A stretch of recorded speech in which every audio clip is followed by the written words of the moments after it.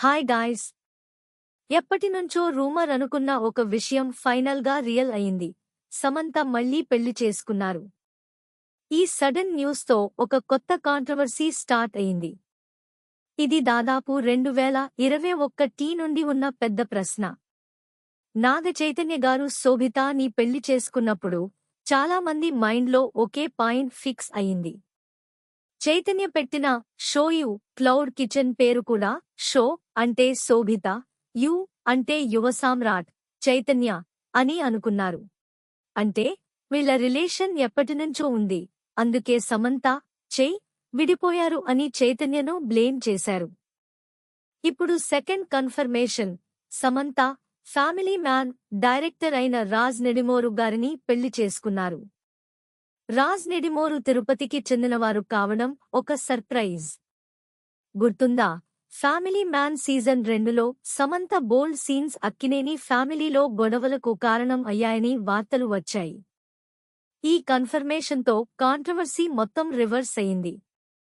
ఇప్పుడు చాలామంది మైండ్లో ఉన్న కొత్త పాయింట్ ఏంటంటే, ఇన్నాళ్లు చైతన్యను బ్లేమ్ చేసిన వాళ్లందరూ తప్పు.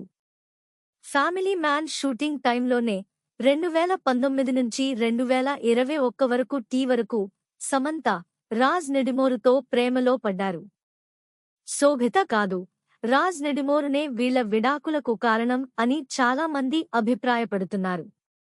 దీని కారణంగా ఎక్కువ సఫర్ అయింది నాగచైతన్య గారే.